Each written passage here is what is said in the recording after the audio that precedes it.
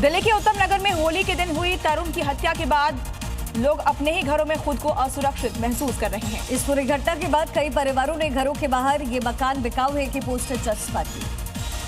ये तस्वीरें दिल्ली के उत्तम नगर के जे कॉलोनी की है। इस कॉलोनी में हर दूसरे घर के बाहर लिखा है ये मकान बिकाऊ है। दरअसल होली के दिन हुई तरुण की हत्या के बाद से इलाके में भय और असुरक्षा का माहौल है। इस खबर के बाद पुलिस कॉलोनी में पहुंची और कुछ जगहों से पोस्टर फाड़ दिए। इस दौरान पुलिस कर्मियों की लोगों से बहस भी हुई। हालात ऐसे हैं कि लोग अपने ही घरों में खुद को सुरक्षित महसूस नहीं कर पा रहे हैं। घटना के बाद से कॉलोनी की गलियां सुनसान पड़ी हैं और लोगों ने जरूरी कामों के अलावा घर से बाहर निकलना कम कर दिया है। खासकर महिलाओं और बच्चों की सुरक्षा को लेकर चिंता बढ़ गई है। कुछ लोग तो अपने पुश्तैनी जमीन तक छोड़ने को मजबूर हो गए। और बंगाल के मुर्शिदाबाद से खबर है, जहां फ्लैग मार्च निकाला गया। वोटिंग से पहले सुरक्षा व्यवस्था सख्त कर दी गई है। बंगाल पुलिस के जवान भी तैनात हुए हैं। संदिग्ध लोगों पर जवानों की नजर है। तो बंगाल में पहले चरण का जो चुनावी शोर है आज थम जाएगा और उससे पहले सुरक्षा व्यवस्था सख्त कर दी गई है, जिसकी तस्वीरें आपको दिखा रहे हैं।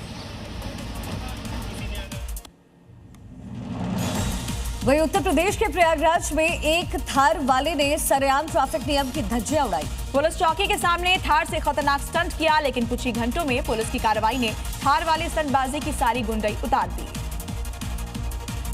देखिए, एक के बाद एक ब्लैक थार को 5 बार गोल गोल घुमाकर बीच चौराहे पर खतरनाक स्टंट किया जा रहा है। तेज रफ्तार में 5 राउंड तक थार को ठीक पुलिस चौकी के सामने घुमाया गया। कार की चपेट में आने से पुलिसकर्मी भी बाल बाल बचे, लेकिन इस स्टंटबाज को कुछ ही घंटों में इसका इनाम भी मिल गया, वो भी पुलिस के हाथों। पुलिस ने चौराहे से लेकर म्योर रोड तक लगे 54 सीसीटीवी कैमरों की जांच की और कुछ ही घंटों में गाड़ी को ट्रेस किया। फिर कार को कब्जे में लेकर सीज कर लिया गया। चौराहे पर यह स्टंटबाजी चल रही थी तब आसपास मौजूद लोग सहम गए थे। वीडियो में साफ दिख रहा है सिर्फ थार का खतरनाक खेल चल रहा है, बाकी सड़क खाली पड़ी है।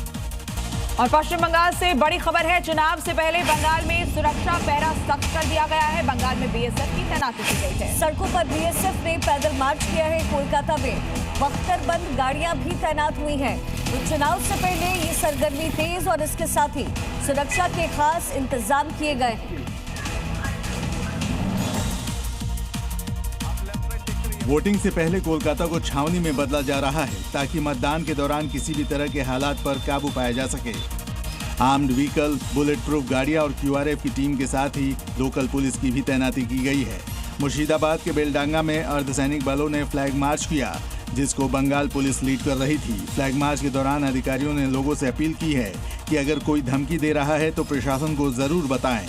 इसके साथ ही संवेदनशील इलाकों में सीसीटीवी के साथ ही एक्स्ट्रा फोर्स की भी तैनाती की गई है। और सीबीआई के नोटिस पर क्यूआर कोड होगा, ये बड़ी जानकारी है। 1 मई से हर नोटिस पर क्यूआर कोड लगाया जाएगा। वैलिडिटी खत्म होते ही कोड एक्सपायर हो जाएगा। साइबर ठगी पर इससे लगाम लगाने में आसानी रहेगी। सीबीआई के नोटिस पर क्यूआर कोड्स लगे होंगे ताकि जो वैलिडिटी है जब समाप्त हो तो उसके बाद ये खुद ब खुद एक्सपायर हो जाए।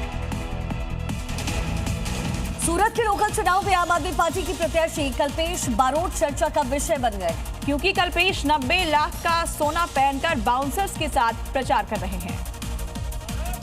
आम आदमी पार्टी के पार्षद प्रत्याशी कल्पेश बारोट जब प्रचार के लिए निकलते हैं तो लोग बिना देखे नहीं रह पाते और इसकी वजह है उनके शरीर पर 90 लाख रुपए का सोना और उनकी सुरक्षा में तैनात 2 तगड़े बाउंसर और सोने के साथ प्रचार करने को लेकर कल्पेश ने कहा कि वो लोगों को ये बताना चाहते हैं कि जब एक उम्मीदवार को अपना सोना बचाने के लिए खुद सुरक्षा का इंतजाम करना पड़ रहा है तो राज्य की कानून व्यवस्था का क्या हाल होगा।